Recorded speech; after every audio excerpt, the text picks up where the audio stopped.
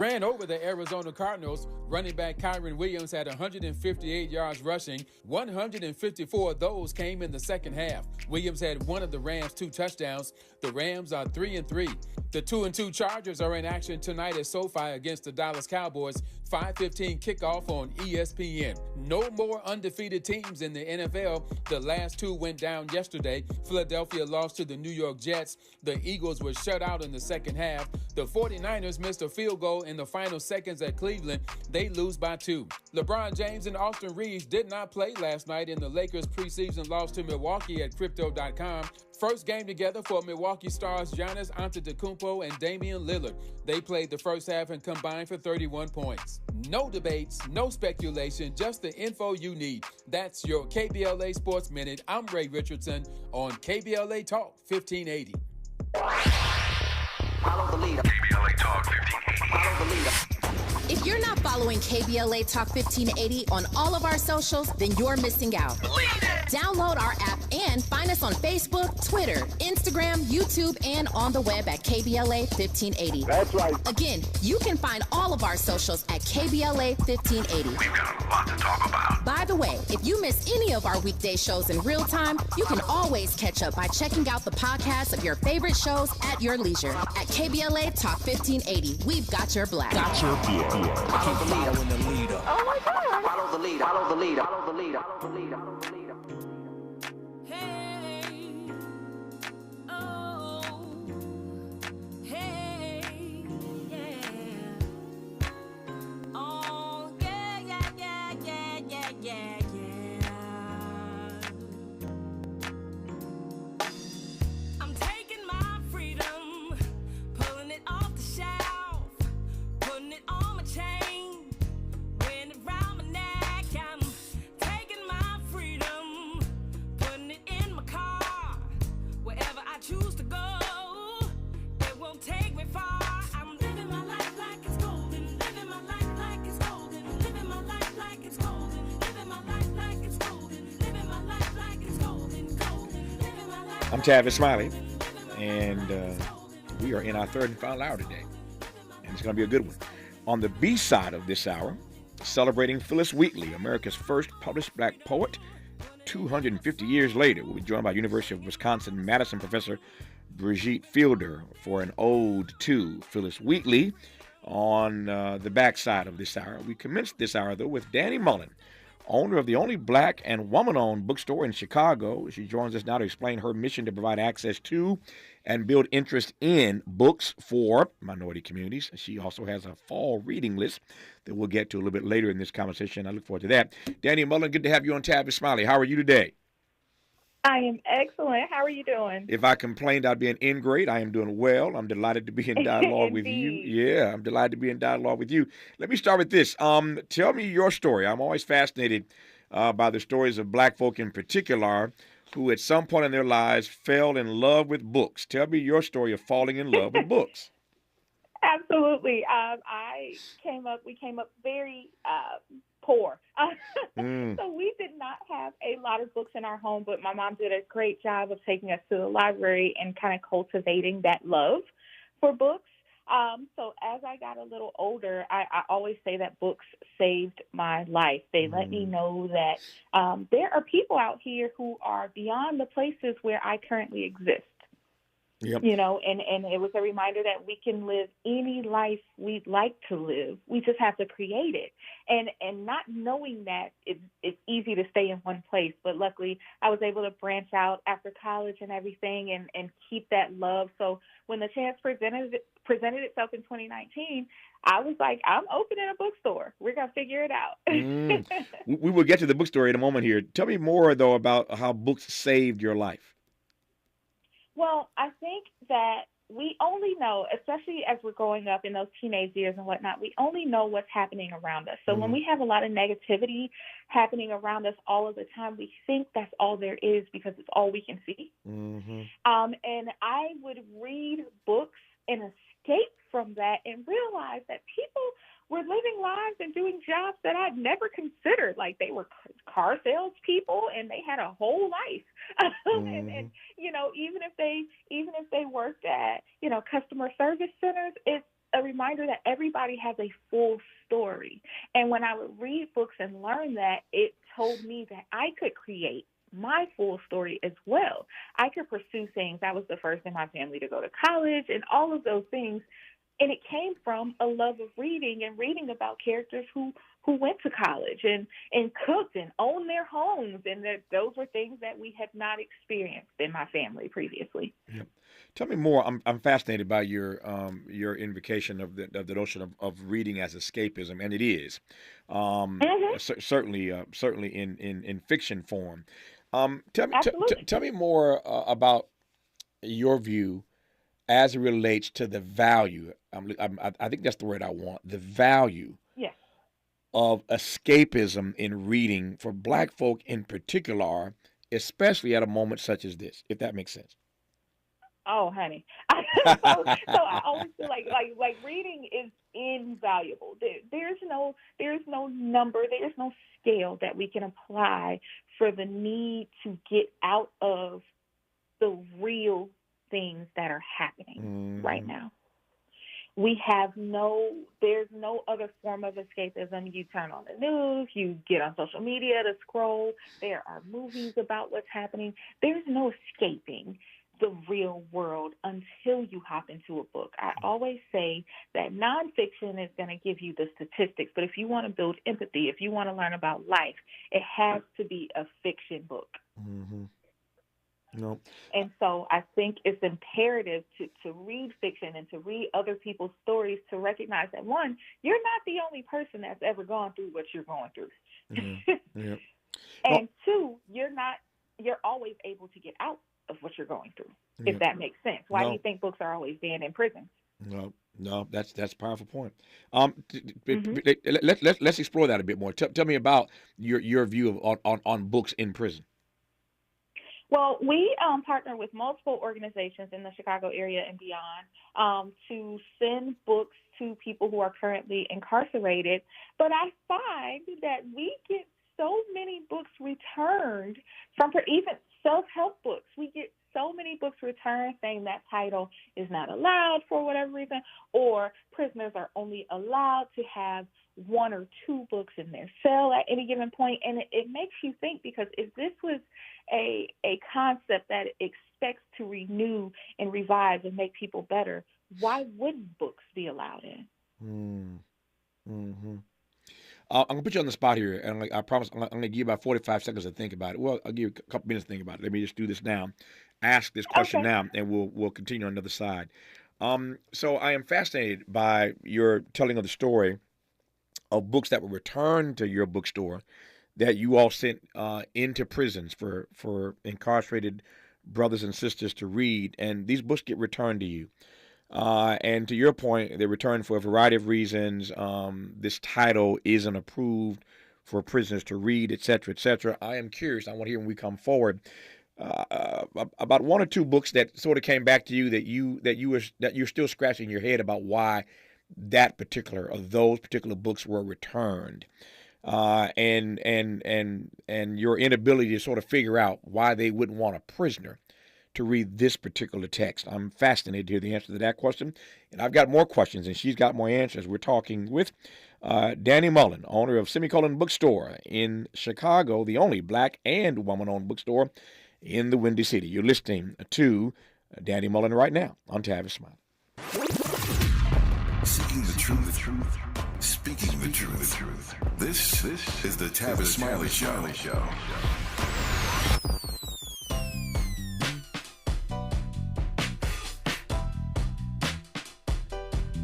Escalade IQ. This the intro to the all-electric Cadillac, perfection like Zoom. And on a full charge, you get 450 miles without the stop. Haiku.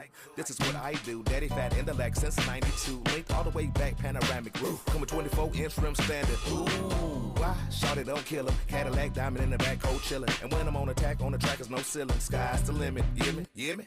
Straight drop, no parachutes. Lay lines like a longitude and latitude. Deal it, beloved, clearly we're hustling. Bustin', truckin'. Cadillac. For more on the Escalade IQ, visit Cadillac.com. Available late 2024. GM estimate 450-mile range on a full charge based on development testing and/or analytical projection, consistent with SAHA 1634 revision 2017 MCT. Range subject to change prior to production. Annual rates may vary based on service factors, including ambiance temperature, terrain, battery age, and condition loading, and how you use and maintain your vehicle. The City of Los Angeles Civil Rights Department and its Reparations Advisory Commission are calling on you to be a part of something powerful. Join the Black Experience Study to share your experiences with the City of Los Angeles. We want to hear your stories. To join the study, join a focus group, or schedule an interview with us, visit www.blackexperiencela.com by December 31st. For more information, call 213-978-1845 or visit www.laisforeveryone.com. In Big Tobacco's Fantasyland, children are the future. Here, tobacco companies are committed to higher education, offering scholarships to students who submit essays about the benefits of vaping. The tobacco industry even sponsors summer camps for kids. Don't worry, the tobacco-sponsored programs have been linked to leaving your kids more interested in smoking. In Big Tobacco's Fantasyland, the world's deadliest industry is your child's friend. See reality at undo.org. For all of us, this generation and the next, there is simply no place in our lives for litter. And yet, it's everywhere we look. And unfortunately, it does belong to all of us. So, let's come together and create a litter-free, clean California, once and for all. Remember to properly dispose of your trash and recycling. Secure truckloads with tarps to keep debris from flying out. Clean out your car when you're at a gas station. Take pride in your community by organizing a cleanup event. Or join a cleanup event near you. Zero litter is the goal. Join us at cleanca.com. That's cleanca.com. Let's do it. Together. Brought to you by Caltrans. cleanca.com.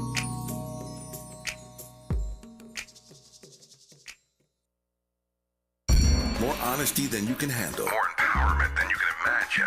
You're tuned in to Tavis Smiley. We talk ad infinitum, ad nauseum, Danny Mullen on this program, and for that matter across the country, other programs about the banning of books in schools in this country, about schools that don't want to teach the truth, about the attacks on CRT. We know that story well. It's a story that continues unabated, and one that we need to continue to tackle as often as we can. That's books in schools. I was fascinated, though, by your point a moment ago that there have been books that you sent to prisons, giving prisoners a chance to have books in their cells and to read books because reading is fundamental. And oftentimes those books are returned. I ask you, and now I'll yield the microphone to you, to tell me one or two books that were returned to you that you're still sort of scratching your head about why they wouldn't want a prisoner to read a book titled, take it away, Danny. All About Love by Bell Hooks. I don't understand. Also, We Real Cool About Black Men and Emotions by Bell Hooks. Why do you not want people to tap into the idea that love is powerful and is changing and can positively affect not just yourself but your surroundings? The power of now. Eckhart Tolle, there is nothing wrong or incorrect about these books. In fact, they encourage the reader to change themselves. And it's definitely a head scratcher when we get those books back. Now there are some that we like to push the limit, but those are not the ones. That's because you black and you love pushing limits like every black person does. I'm mad at you about that. But when you marinate on those books being returned and why they might have been returned, have you come up with any thoughts about why they wouldn't want prisoners to read about love and self-help and self-determination? I think it's quite obvious when you give the person the power. When you say this is not the system doesn't have the power to change you or anything like that, but this book does. And when you put that power in a person's hands directly, like you do when you hand a person a book, I think if you're afraid of what will come of that, of the positive that will come of that, you have to ensure that it doesn't occur. Mm-hmm. No, I take that. Since I went there, let me just ask your take right quick, and I'll move forward here. Your take on the banning of books writ large in this country. We were just talking specifically about prisoners not being allowed to read certain texts, but as the owner of a bookstore, and you may be the first bookstore owner that I've asked this question to. I've talked to many other people about the banning of books, but as a bookstore owner, how do you process that? It makes me know, never mind. As a Black bookstore owner, at one point, about 80% of our inventory has been banned. We don't care. You can't ban us in our literature and what I choose to distribute in my space. And so that is not even for me to consider. I think it's a ridiculous idea. There are plenty of titles that I wouldn't read and don't think should exist, but it doesn't mean that it should be banned. Mm-hmm. Fair enough. All right, so tell me about your bookstore. I'm working my way toward watching my time here, working my way toward the reading list, your fall reading list for us in a moment here. But tell me, just take a moment, brag about the bookstore. I know that there's been some changes and iterations and moving toward a nonprofit status. So just tell me the story of the bookstore. Well, when we began, I thought that I didn't know that we were only the third Black woman-owned bookstore to exist in Illinois. I never knew that, ever. And so that was interesting. But I found that as more people came in, I realized that there was an expectation of me to do or say or stand for something. And I realized that my personal politics played heavily. My life story plays heavily into how I choose to run my space. And so we're not a normal bookstore. Every book that we sell means that we can give 2 away. And that's what we do. We have a program where we give books away to CPS students because a lot of times homes that do not have books, it's not for lack of want, it's for lack of accessibility. Books are expensive. They're still considered a luxury item. So we try to bridge that gap as effectively as possible by giving books away to the families who need them. Mm-hmm. Tell me about your nonprofit status. I was reading some stuff, prepping for our conversation about the way you've sort of moved into a nonprofit role. I mean, I love what you just said a moment ago. I know the audience loves it as well, that when you buy one book from Semicolon Bookstore, 2 are given away, oftentimes to CPS. And by CPS, we mean Chicago Public Schools. These acronyms are so, we use these acronyms all the time. Chicago Public School students.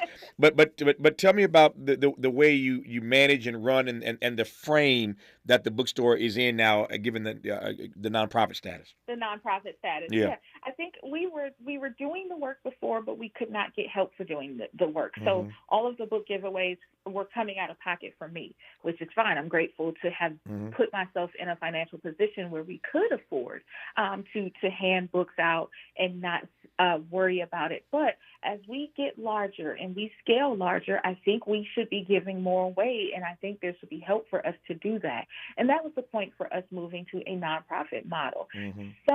Some organization out there can help us to give these books away and make sure that these students do have shelves full of books in their home that they can go to at any point when they need a mental health reset or a momentary escape. And so that was the point of us moving to that model. Yep. So you actually see books having the capacity to be mental health resets? Absolutely. I have given this talk at the American Public Health Association conference. It was a great time. I don't know how some people live their lives in a way where you don't need an escape, but good for them. I personally need an escape from time to time, and a book is the best way to do that. Whether I want something that's going to make me feel happy, whether I want something that's going to make me think deeply, there is a book for everything, and it has been proven that when you read, it is a form of meditation that slows your mind down and resets your emotional state, and I think that's a huge deal.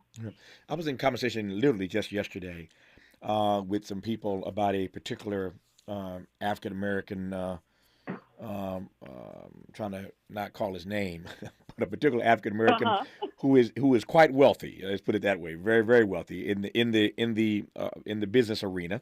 And if I called his name, everybody would know who I was talking about. We were talking specifically about him. And then the conversation expanded to talk about others who are in business, and some black business owners have a philosophy of doing good and doing well simultaneously. Others have a philosophy. It's about enriching themselves and getting to and getting to billionaire status. And I'm like Mary J and Jay-Z. I ain't knocking no hustle. But you know, every black entrepreneur is not the same. Again, some have a programs where they are all about making money and giving back, and others don't feel that particular responsibility. You obviously are in the category of black entrepreneur who wants to help, who wants to be. Want to be. There's the quote that says, "Great, give me the quote." Go ahead. We are each other's magnitude and bond. That's right. We all we got. Yep.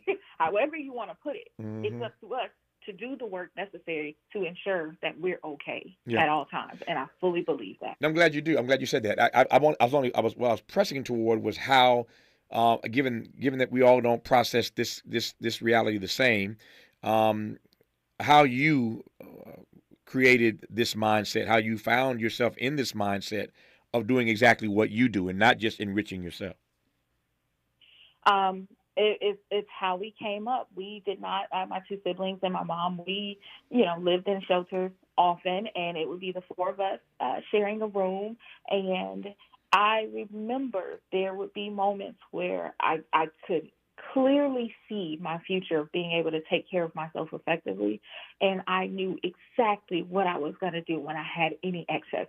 If you give me an excess $5, I'm going to give it away. Because being in the position and growing up in that position is a constant reminder that sometimes there is nothing you can do to change your financial state. It's out of your control. Maybe a parent lost a job. Maybe you're in a domestic violence situation. There are a ton of reasons why your situation may be out of your control, and we don't have to care what people do with the money or the access when we hand it to them. We just have to make sure that we've done the right thing by helping in whatever way that we can.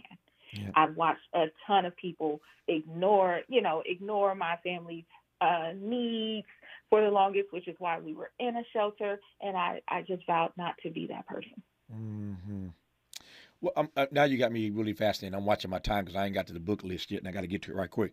But when you say your family lived in a number of shelters, at this point in your life, given how abundantly blessed you have been, and obviously you're blessing others, what are some of give me a couple of quick takeaways from what you hold on to all these years later from having lived in shelters? Anytime I have a roof over my head of any sort, even if it's inside of a shelter, I am grateful. I am grateful. I am blessed in a way that allows my family to experience life as they have not experienced it before and likely never thought they would. And so anytime I have a chance to take the whole family on vacation, we're going to do that. Anytime I have to celebrate, my siblings and I always say, we ain't supposed to be here. Everything is a win. Yeah. Nope, I love it. And so it makes me have a good time. Life is short. Have a good time. Yep. We ain't supposed to be here. Everything is a win. We ain't supposed to be here. Everything is a win. I love it. I love it. All right, we got 5 minutes left here. 5 minutes. I want to run through these books on your fall suggested reading list in the 5 minutes that we have. So I'll let you shout out the titles and tell me in a sentence or two why you recommend that we consider reading this particular book. So take it away. I'm gonna keep it short and sweet. So one of my favorites, When We Were Birds, Ayana Bongo. She is a Trinidadian author. She is the truth. This is a non-romantic romance novel. I hate romance personally, but I loved this novel. It gave some introduction into Trinidadian culture. It gave some introduction into Rastafarian culture, and it brought these people together in a way that is beautiful. Next, Howard Child, Latoya Watkins, short stories that represent Black life. Each story is going to be something that you can connect with why the character made the decision that they may have made. And then next, All of These Sunken Souls. It's a Black horror anthology. It is spooky season. Some people love Halloween. If you love Halloween and if you want to read some scary stories written by Black people, which there are not enough of, this anthology has them in there, all these sunken souls. Barracoon, Zora Neale Hurston, the queen of everything. And Barracoon is is basically the story of the last black slave and how that process went. And Zora Neale Hurston, she is the only one who has ever been able to do what she does and use familiar language and colloquialism to tell the story effectively. Invisible Man, Ralph Ellison, that is a year over year, as many times as possible. Read that book if you want to understand what your Black experience is, what's happening, and how you're not the only person who feels that way. And then I threw a fiction on there, Heaven and Earth Grocery Store by James McBride. He is a beast of a storyteller.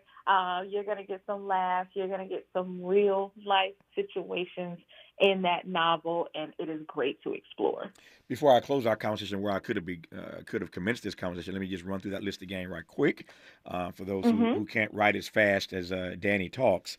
The first book on the list was When We Were Birds by Ayanna Lloyd Banwo. When We Were Birds was the first book. The second book she referenced or recommended is called Holler Child, LaToya Watkins, Holler Child.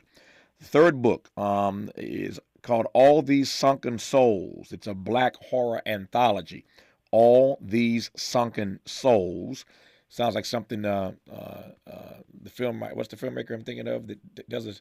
Jordan Peele. Yeah, Jordan Peele. Yeah, sounds like something Jordan Peele would recommend. He has a Black horror anthology out right now too. Oh, he does. I didn't even realize that. He does. Okay, good. All right. So the next book is Barracoon by Zora Neale Hurston, and she's right. She's the queen of everything. Hard to not be in love with Zora Neale Hurston's writing, and it's called Barracoon. Of course, the classic Invisible Man by Ralph Ellison, and I'm glad you put that on the list because there are some books I find myself reading perennially. I just read them and reread them. And there's some books I read literally like once a year. I just come back to it. And there's something in that book, something about that book that just inspires me, pushes me, motivates me perennially. And so it's hard to see any book list of suggested readings, particularly for African Americans, that don't have some classics on it. And her classic on this list is Invisible Man by Ralph Ellison. And then the book by James McBride, Heaven and Earth Grocery Store. Heaven and Earth Grocery Store by James McBride. Those are the books that Danny Mullen suggests that you consider putting on your fall reading list. Now, I want to close our conversation where I could have begun this conversation, and that is why you named your bookstore as you did. The name of it fascinates me. Tell me why. I suffer from depression. A lot of it comes from trauma, and when it comes to depression, a semicolon is a grammatical use that's a reminder that you can stop and start again. It's where a sentence could stop but chooses to keep going. And for me, it's a constant reminder to keep moving through, and that's what my bookstore represented for me when I opened it. It represents for so many people. Life can begin again and keep going at any point. What a great reason to name your bookstore semicolon bookstore. I get it. I love it. I hate asking questions and you find that the answer reveals there was nothing unique about why or how it got named. Oh yeah, or you meet black folk, and I ain't gonna get started because I ain't got time, who name their kids all kind of crazy things, and there's no meaning behind it. Every black child ought to have a name that has meaning. Everything you do in life ought to have meaning. And so semicolon bookstore has meaning, and now you understand the meaning behind it. Danny Mullen, congratulations. All the best. Thank you for your work and witness and giving out all these books to Chicago public school students and others. You're doing a great work. You're doing righteous work, heavy lifting, the Lord's work, as we say, and I thank you for it. Indeed. Thank you. All the best to you. All right. A tribute to Phyllis Wheatley. Speaking of reading and writing, 250 years later, we'll celebrate Phyllis Wheatley when we come forward on Tavis Smiley. Hope, agency, dignity. This is Tavis Smiley. Can you dig it? Come on! If you're like me, 60 and retired, making ends meet, especially here at the supermarket and drugstore, is tough. I'm so blessed to have found benefitscheckup.org. It's a free and confidential website from the National Council on Aging that connected me to $1,200 a year in programs that help pay for food, medicine, utilities, and more. Maybe it can help you. BenefitsCheckup.org. My daughter was diagnosed with a rare malignant rhabdoid tumor on the spine. They sent her straight to St. Jude. My hope was gone. But when you get there, everyone's like, hey, we're not going to give up. And when you see other people not giving up on your child, that makes all the difference in the world. When I found out I didn't have to pay, I was just grateful. They saved my baby's life. Finding cures, saving children. Learn more at stjude.org. I'm Mike Moore. Here's the latest from the Black Information Network. Secretary of State Antony Blinken is in Israel today as fighting continues between the IDF and the Palestinian militant organization Hamas. Blinken arrived in Tel Aviv this morning after a weekend of meetings with leaders in the region. It comes as Israel is said to be readying for a major offensive from the land, air, and sea against Hamas targets in Gaza a little over a week after militants carried out a surprise attack that led to a declaration of war. Classes resumed today at HBCU Bowie State University after students were given the week off from classes following the homecoming weekend shooting that left 2 men wounded in Maryland. New security measures are in place at the school, including more police and additional guards on campus. And that's the latest. I'm Mike Moore from your 24/7 news source, the Black Information Network and BINnews.com. In Torrance, we have troubles on the 405 northbound before Artesia Boulevard, where a large block of wood is in the middle lanes. That drive already heavy, though, from the 110. Making your way on the 110 northbound drive. A minor tie-up at Manchester and a separate problem at Florence. You've got delays starting at Manchester. Stay slow up to the 4 level. Wendy's new breakfast 2 for $3 Biggie Bundles let you choose from your fave 4, including a sausage or egg and cheese biscuit, small seasoned potatoes, or medium hot coffee. Limited time only during breakfast hours. U.S. price and participation may vary. Not valid in a combo. Single item at regular price. Hi, I'm Kyle at Blindster.com, and I sell custom blinds designed for do-it-yourselfers. Unlike stock blinds offered at big box retailers, Blindster blinds are custom made for your windows and shipping is free. Don't hire an expensive pro. Do it yourself and save big at Blindster.com. Is this the This is the KBLA Sports Minute with Ray Richardson. The Rams ran over the Arizona Cardinals. Running back Kyron Williams had 158 yards rushing. 154 of those came in the second half. Williams had one of the Rams' 2 touchdowns. The Rams are 3-3. The 2-2 Chargers are in action tonight at SoFi against the Dallas Cowboys. 5:15 kickoff on ESPN. No more undefeated teams in the NFL. The last 2 went down yesterday. Philadelphia lost to the New York Jets. The Eagles were shut out in the second half. The 49ers missed a field goal in the final seconds at Cleveland. They lose by 2. LeBron James and Austin Reeves did not play last night in the Lakers' preseason loss to Milwaukee at Crypto.com. First game together for Milwaukee stars Giannis Antetokounmpo and Damian Lillard. They played the first half and combined for 31 points. No debates, no speculation, just the info you need. That's your KBLA Sports Minute. I'm Ray Richardson on KBLA Talk 1580. At City National, we listen to you. I want to expand my business and my legacy. I want to set up the next generation for success. I want to see my vision come to life. I want to feel right at home. Your goals, passions, vision, future. We want to hear it and work alongside you to achieve it. Visit cnb.com to learn more. City National Bank. Here for our clients and communities.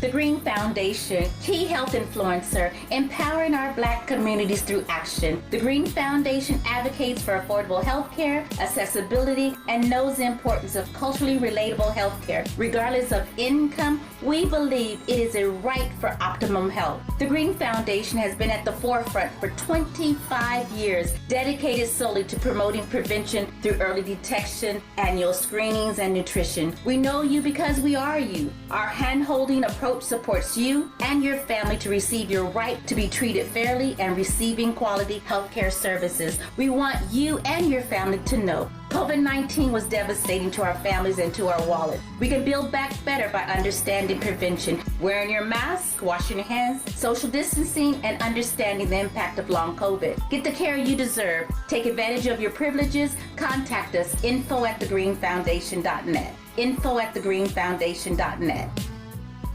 Join LA Civil Rights and the Reparations Advisory Commission's Black Experience Study live this fall. Learn about the city's plans for reparations and join the study in real time. For more information and to register, visit laisforeveryone.com today. Do you have both Medi-Cal and Medicare? If so, the new LA Care plan called Medicare Plus can help you get the most out of your health plan for $0. LA Care provides personalized service to Angelinos like us. Plus, it gives us access to doctors and specialists across Los Angeles County. For zero cost, we get access to full benefits. From vision coverage, in-home support services, to prescription drug coverage, and a quarterly over-the-counter allowance. plus personal equipment. Meal programs, a gym membership, And so much more. for more than 25 years, LA Care has provided Angelinos with access to quality health care at an affordable cost. For our families, our seniors, our community, it's a plus. it's a plus. for all of us.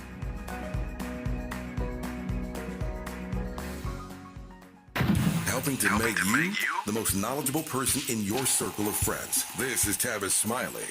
In the late 1700s, if you were to ask Voltaire, George III, or George Washington to name you a world-famous poet, they would likely mention the same person, one Phyllis Wheatley. She was America's first published black poet and the most famous African-American in the world at that time.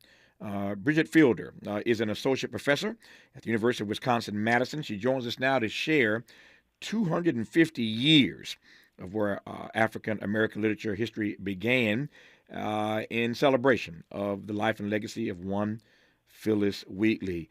Professor Fielder, good to have you on the program. How are you today? Very good. Thank you very much. It's good to have you on. Let me just start with this. I was saying to some folk the other day in conversation that I believe that our lives really become our afterlives. Our lives become our afterlives. I'll let that sit for a second. People can marinate on that. But it leads me to ask this question, why it is that we are still talking about Phyllis Wheatley 250 years later. Well, I think that that question about afterlives is really, really great.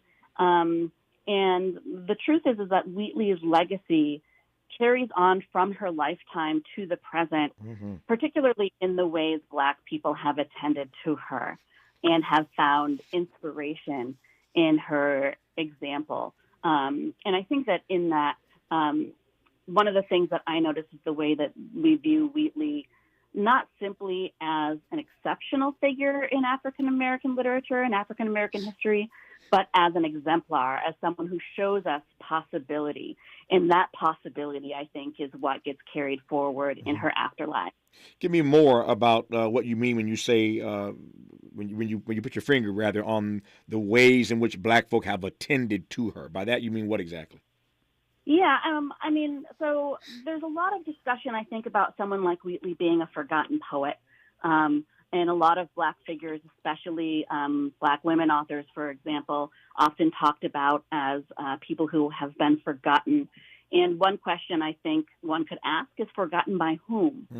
And with Wheatley's example, we see her as a very popular poet during her lifetime, as you discussed.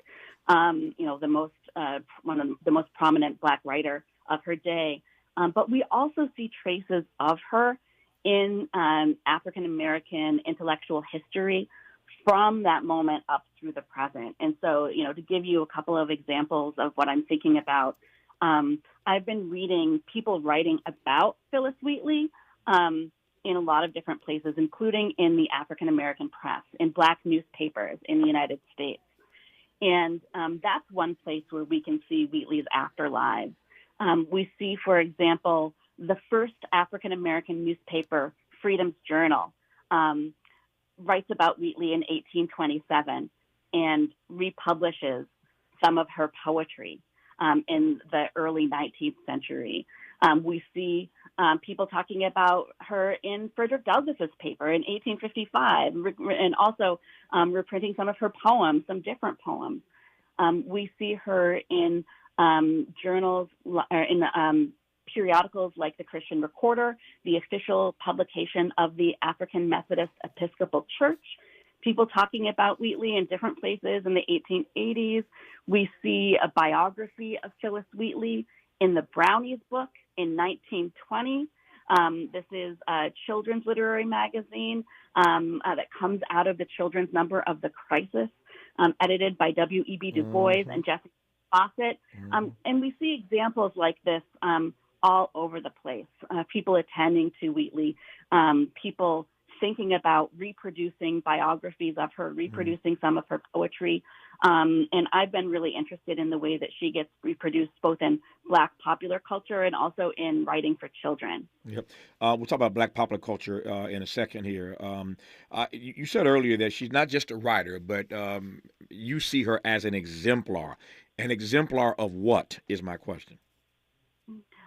I think in many ways an exemplar of, Black intellectualism, from a moment in which, various Enlightenment conversations about scientific racism dismissed Black people, and especially Black women, just out of hand, pretending that they're not able to do things like write poems or, have interesting intellectual conversations.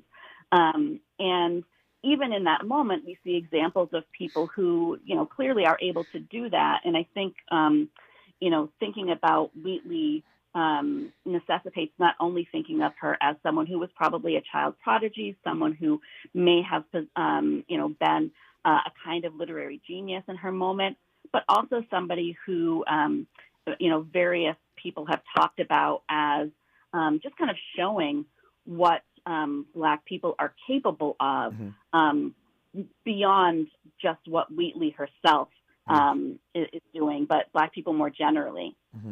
I have always regarded Black artists and Black creatives as gatekeepers of truth.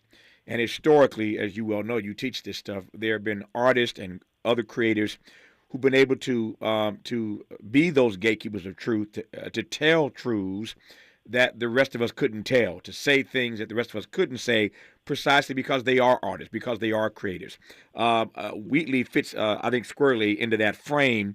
And so I asked, what kind of truths was Phyllis Wheatley able to wrestle with in her work that other Black folk at the time couldn't necessarily say?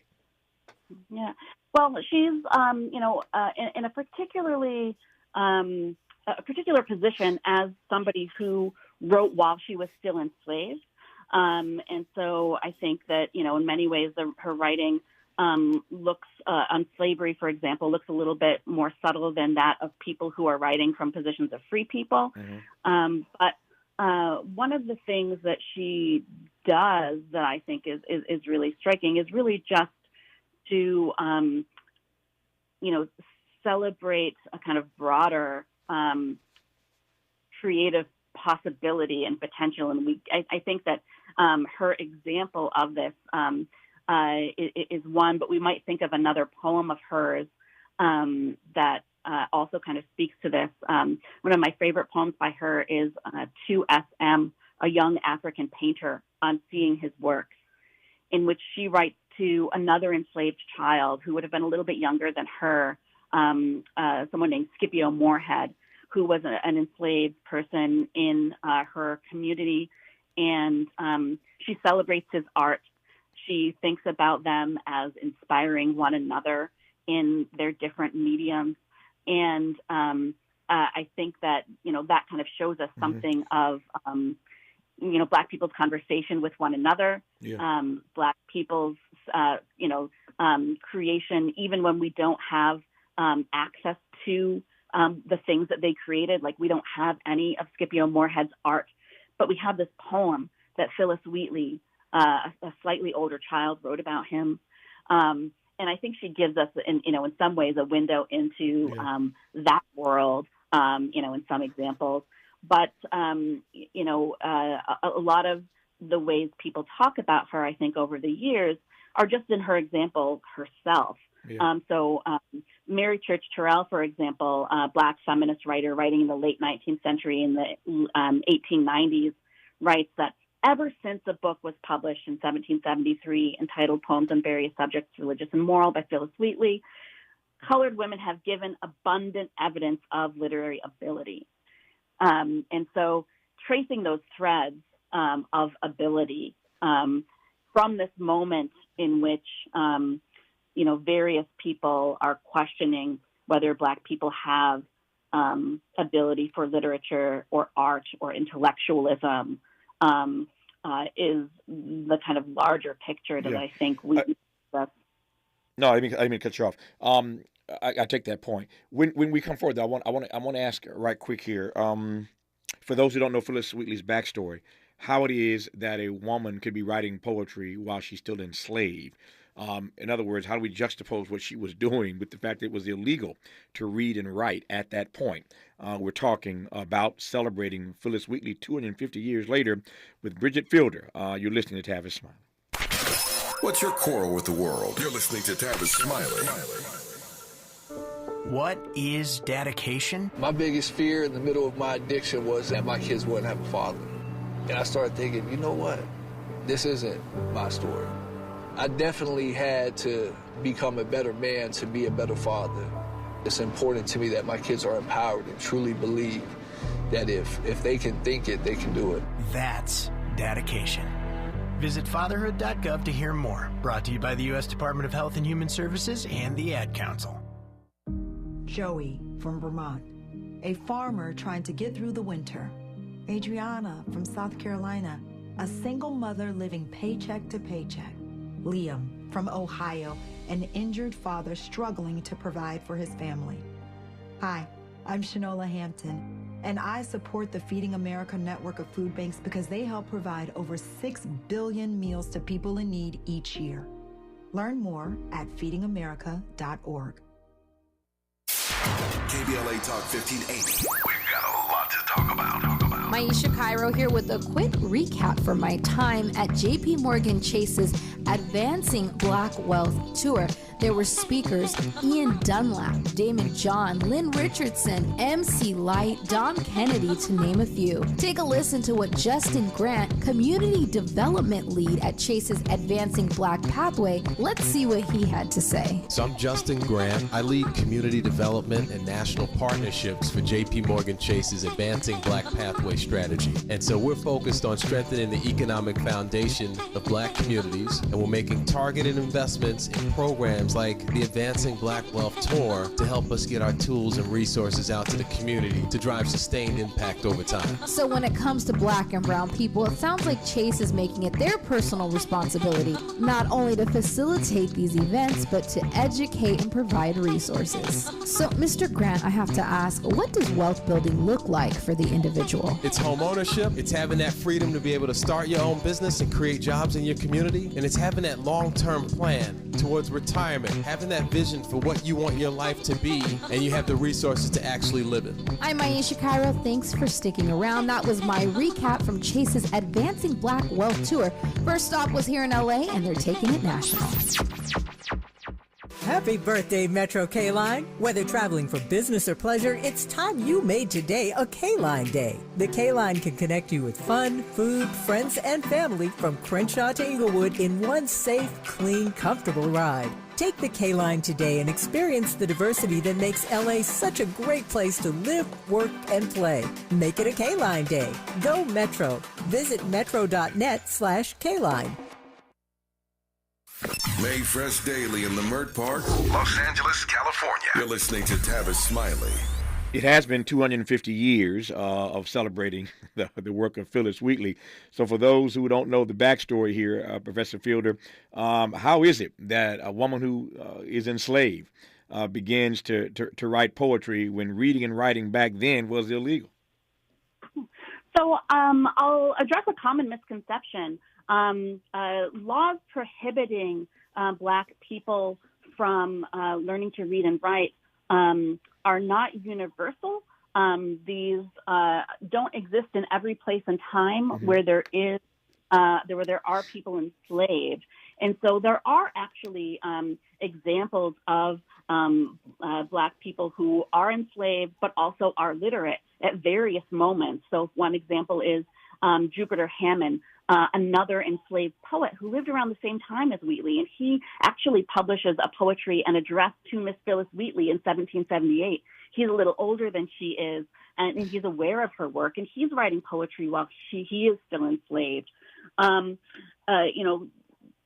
People in New England in the late 1800s didn't necessarily have the same concerns about Black people organizing, passing information, escaping as Southerners in the antebellum period in the mid-1800s, for example.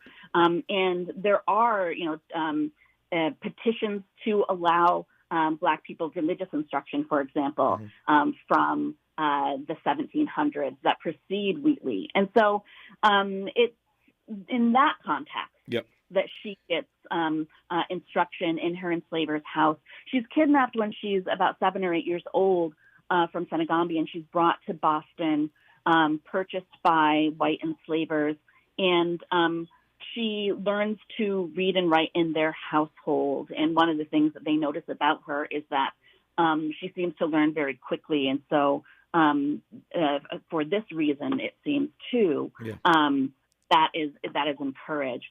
The enslaver Wheatleys also get a little bit of social capital by being able to show the skills of this child that they are holding captive.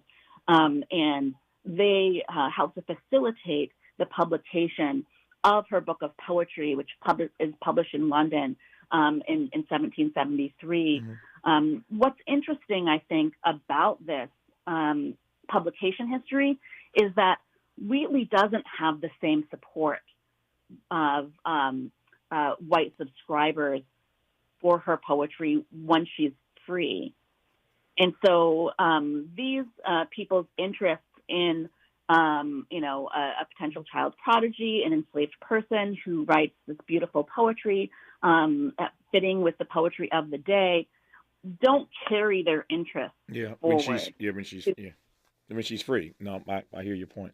When we come forward in our remaining moments with Professor Bridget Fielder, I want to spend a few moments just talking about what she teed up earlier, and that is the ways in which 250 years later, Phyllis Wheatley's work still shows up in Black popular culture, in children's readings. We'll talk about that when we come forward on Tavis Smiley.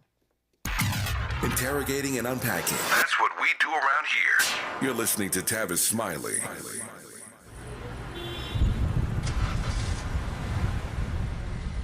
What's up, party people? It's your favorite MC's favorite rapper, MC Light here. And we're celebrating 50 years of hip-hop, authentically powered by Cadillac. And we're going to take it way back to where it started. It was only fitting that hip-hop began with teenagers at a back-to-school jam in the rec room of a South Bronx apartment complex by an 18-year-old brother. By the way, I'm also sure he had a Cadillac parked outside. He noticed the energy on the dance floor when they switched between two turntables, extending the beats, repeating the breaks, and never losing the rhythms. And that was the birth of hip-hop. And from that moment, it took off. For more on how Cadillac is celebrating hip-hop's 50th, visit Cadillac.com/audacity.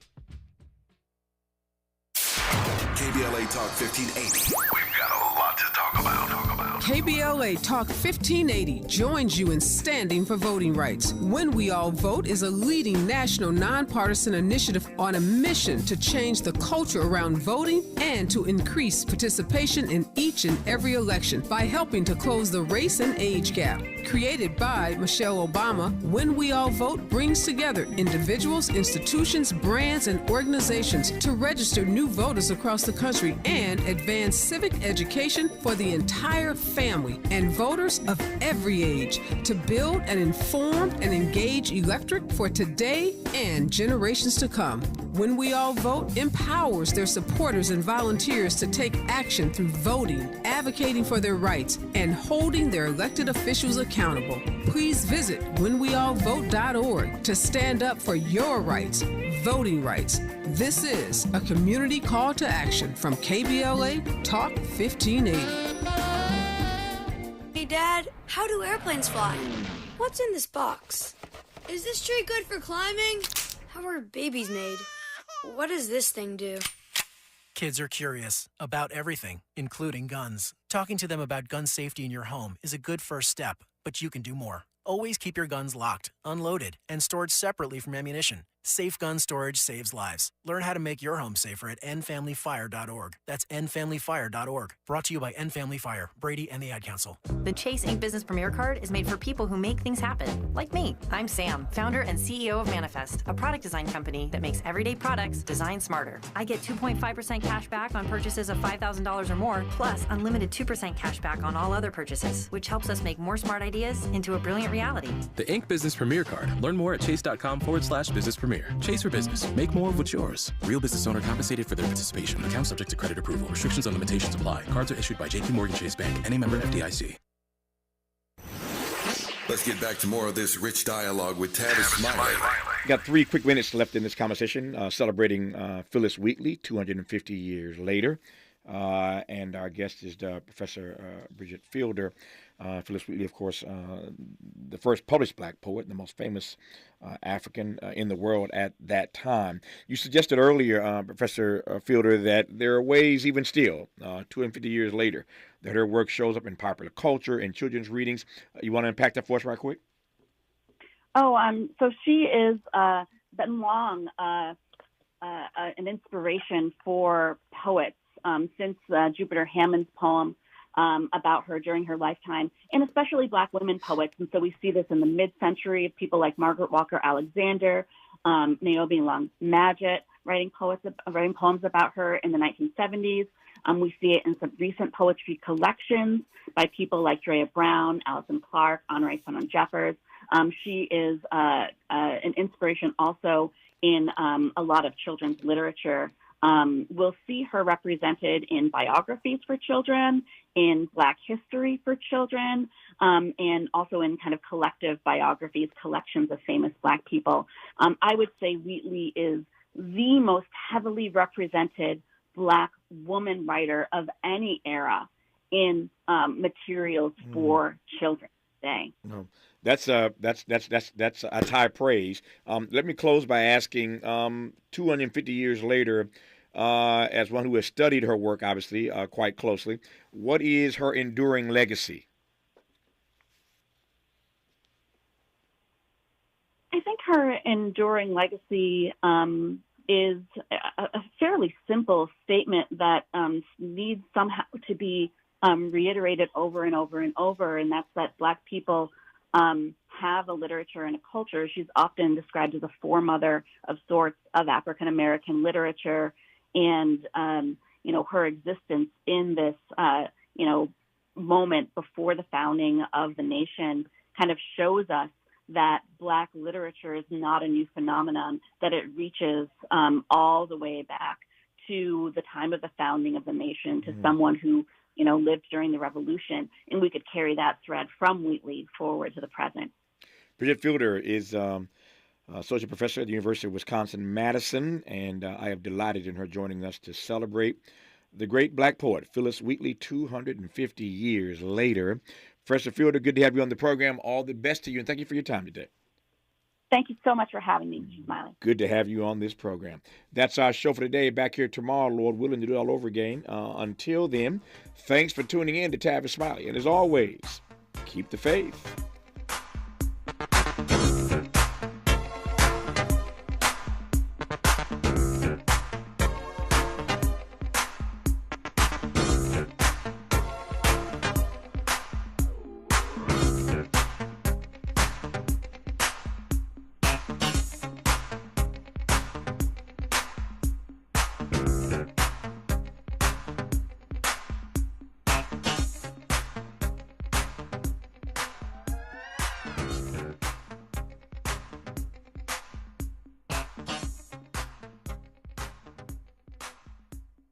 KBLA 1580 Santa Monica. I'm Mike Moore. Here's the latest from the Black Information Network. Former President Trump's $250 million civil fraud trial continues in New York City. Trump was expected in New York this week, with his former lawyer, Michael Cohen, scheduled to take the stand. However, Cohen's testimony has been delayed due to a health issue. There's no word yet on when Cohen's testimony will be rescheduled. Trump's trial is expected to last into December. House Minority Leader Hakeem Jeffries says Democrats are willing to work with Republicans on a solution to the chaos surrounding the position of House Speaker. Jeffries, who is African American, said on NBC's Meet the Press there have been informal conversations about a bipartisan governing coalition. He said the House needs to vote on bills that have substantial support from both sides of the aisle. And that's the latest. I'm Mike Moore from your 24/7 news source, the Black Information Network and BINnews.com. Wendy's new breakfast 2 for $3 Biggie Bundles lets you choose from your fave 4, including a sausage or egg and cheese biscuit, small seasoned potatoes, or medium hot coffee. Limited time only during breakfast hours. U.S. price and participation may vary. Not valid in a combo. Single item at regular price. This is the KBLA Sports Minute with Ray Richardson. Former Rams quarterback Jared Goff is living the good life in Detroit. Goff is a big reason the Detroit Lions are 5-1 and tied with Philadelphia and San Francisco for the best record in the NFC. Goff is 5th in the NFL in passing yardage and 2nd in the league with 11 touchdown passes. This is a good week for Deion Sanders in Colorado to have a bye week. Deion has a lot of internal stuff to clean up before their next game on October 28th against UCLA at the Rose Bowl. After blowing a 29-0 lead to Stanford Friday night at home, reports are surfacing that the coaching staff is concerned about some of the players' work ethic. Deion's son, quarterback Shedeur Sanders, is facing criticism for posting an advertisement on his Instagram page during halftime Friday night. If that's true, Deion needs to firmly check his son. No debates, no speculation, just the info you need. That's your KBLA Sports Minute. I'm Ray Richardson on KBLA Talk 1580.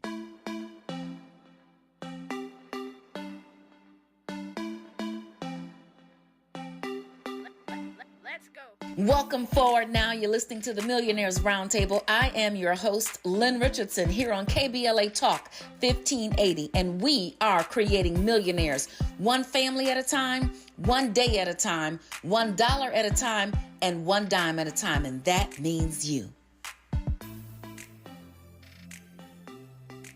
Okay, so we have had some time to learn a few things. We've had some time to reflect on what it's going to take to get to the next level financially.